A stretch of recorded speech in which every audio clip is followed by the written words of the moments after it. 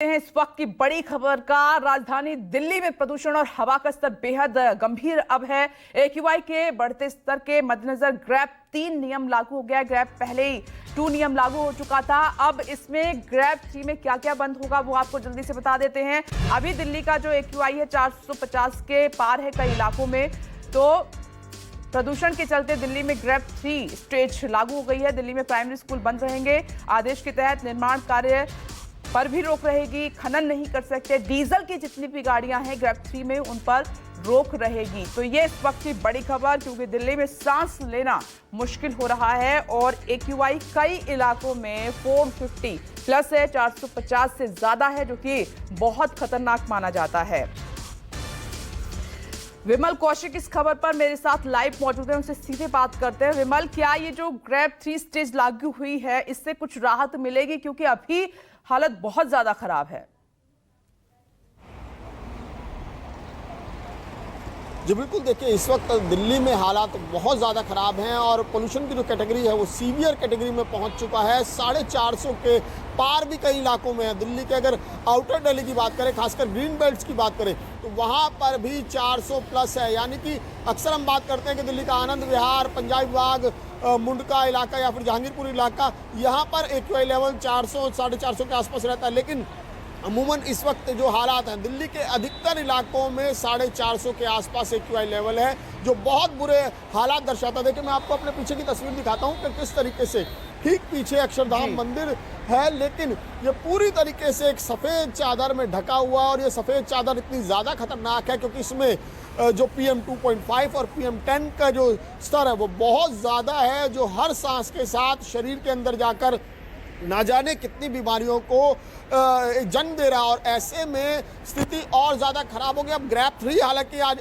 सुबह 8 बजे से लागू हो जाएगा, लेकिन ग्रैप 3 का कितना असर हो पाएगा ये कहना मुश्किल है, क्योंकि ग्रैप 2 भी लागू था।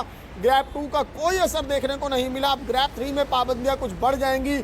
मसलन जो डीजल गाड़ियाँ हैं BS4 की, वो नहीं चल पाएंगी। इसके अलावा BS3 की डीजल गाड़ियाँ वो नहीं चल पाएंगी। इसके अलावा BS4 की पेट्रोल गाड़ियाँ नहीं चल पाएंगी। इसके अलावा और बहुत सारी दिक्कतें जो है, जो कंस्ट्रक्शन वर्क है वहाँ पर रोक रहेगी। कंस्ट्रक्शन वर्क जो है उस पर पूरी तरह से रोक रहेगी। जो सरकारी जो योजनाएं हैं उनको इजाज़त मिलेगी।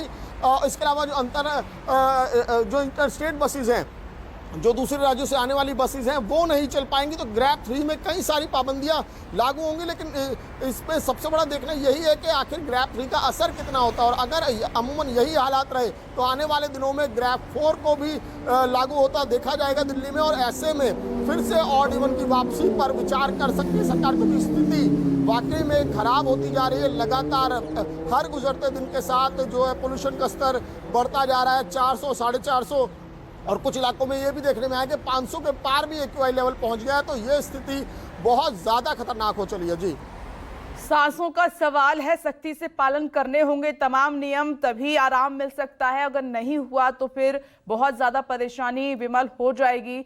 अब ग्रैप 3 स्टेज में क्या क्या बंद रहेगा, कब तक ये लागू होगा, और जब भी नियम लागू होता है या फिर इस तरीके के टर्म्स एंड कंडीशन बनाए जाते हैं तो उसमें दिक्कतें भी होती हैं, नुकसान भी होता है। तमाम जो आपने देखा होगा कि जो ट्रक हैं वो डीजल से ही चलते हैं, उन पर पाबंदी लगेगी तो वहां नुकसान होगा। लेकिन सांसों से बढ़कर कुछ नहीं है विमल।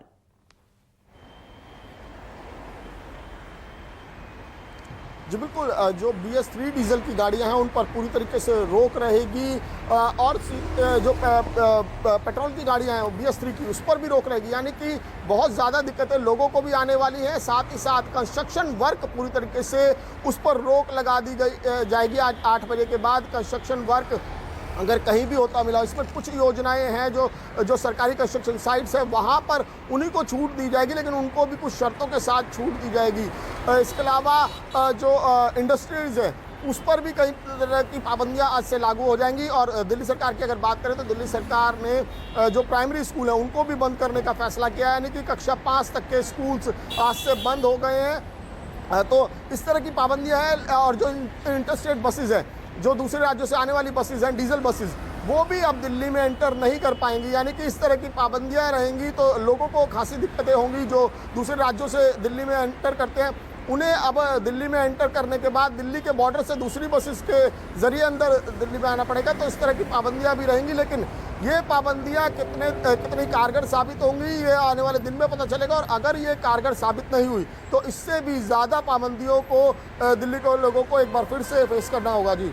और अभी तो विमल शुरुआत है, पिछले साल के मुकाबले स्थिति ज़्यादा खराब हम देख रहे हैं। और इसके मेजर रीज़न क्या है? क्योंकि 50% हम देखें तो जो व्हीकल का धुआं है जो निकलता है वो सबसे बड़ा कारण है इस पॉल्यूशन का।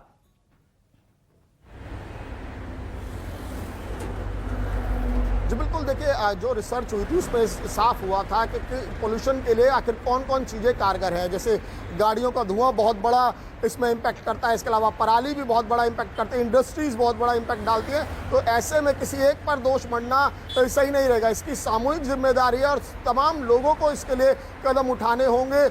जैसे दिवाली को लेकर भी कई सवाल खड़े हुए कि पटाखों से पोल्यूशन बढ़ा, लेकिन उस वक्त गनीमत ये रही कि मौसम अच्छा था तो लिहाजा पोल्यूशन इतना नहीं हुआ। लेकिन अब जैसे जैसे तापमान में कमी आ रही है, दिल्ली के अगर पिछले 3 से 4 दिनों के हम पैटर्न को देखें तो जैसे जैसे तापमान में कमी आती जा रही है वैसे वैसे पोल्यूशन का स्तर लगातार बढ़ रहा है। जो दिल्ली के ग्रीन बेल्ट है, जैसे लोधी रोड हो गया, जो आउटर दिल्ली के इलाके हैं, बवाना, नरेला, जहाँ पर काफ़ी ग्रीनरी है, उसके बावजूद वहाँ पर स्थिति ऐसी है कि 450 के पार AQI लेवल वहाँ पर भी पहुँच गया। और ये कंडीशन जो है केवल दिल्ली NCR ही नहीं है, आसपास की जो सिटीज़ हैं, चाहे वो मेरठ हो, मुजफ्फरनगर हो या फिर इधर पानीपत, सोनीपत, कई इलाके ऐसे हैं जहाँ पर AQI लेवल 400, 450 के पार है। यानी कि आसपास के कई किलोमीटर तक जो हवा है वो सांस लेने योग्य बिल्कुल भी नहीं है। और एक्सपर्ट्स लगातार ऐसी स्थिति के लिए चेता रहे हैं कि ऐसी स्थिति में लगातार ऐसी हवा के संपर्क में रहने से कई बीमारियों की चपेट में लोग आ सकते हैं जी।